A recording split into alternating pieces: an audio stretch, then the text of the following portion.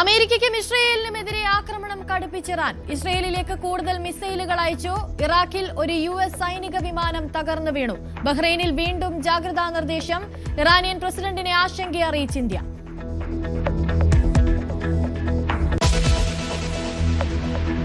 അമേരിക്കയിലെ മിഷിഗണിൽ ജൂത പള്ളിക്ക് നേരെ ആക്രമണം. പള്ളിയിലേക്ക് വാഹനം ഇടിച്ചു കയറ്റി. ആക്രമിയെ വെടിവെച്ചു കൊന്നു.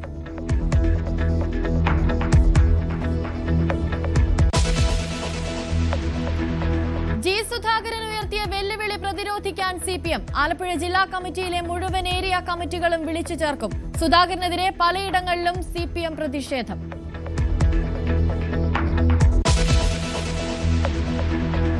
ആദ്യഘട്ട സ്ഥാനാർത്ഥി പട്ടിക പ്രഖ്യാപിക്കാൻ കോൺഗ്രസ് തെരഞ്ഞെടുപ്പ് കമ്മിറ്റി യോഗം ഇന്ന് ഡൽഹിയിൽ. കൂടുതൽ സീറ്റിൽ ധാരണയായേക്കും. സ്ഥാനാർത്ഥി പട്ടികയ്ക്ക് അന്തിമ രൂപം നൽകാൻ CPM സംസ്ഥാന സെക്രട്ടേറിയറ്റും ഇന്ന്.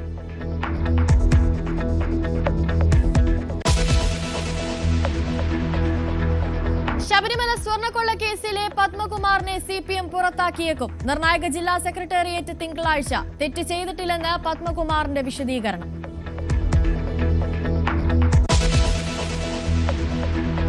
പാചകവാതക പ്രതിസന്ധിക്കിടെ ബദൽ സംവിധാനങ്ങൾക്ക് അനുമതി നൽകി കേന്ദ്രം. LPGക്ക് പുറമെ മറ്റിന്ധനങ്ങൾ കൂടി ഉപയോഗിക്കാം. പൂഴ്ത്തിവെപ്പ് തടയാൻ എൻഫോഴ്സ്മെന്റ് പരിശോധന. സംസ്ഥാനത്ത് കൂടുതൽ ഹോട്ടലുകൾ അടയ്ക്കുന്നു.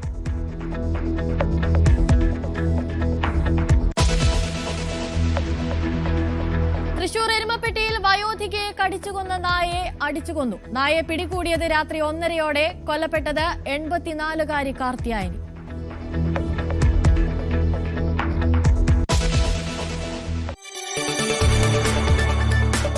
കൂടുതൽ വാർത്തകൾക്ക് News 18 Keralam YouTube channel subscribe ചെയ്യുക.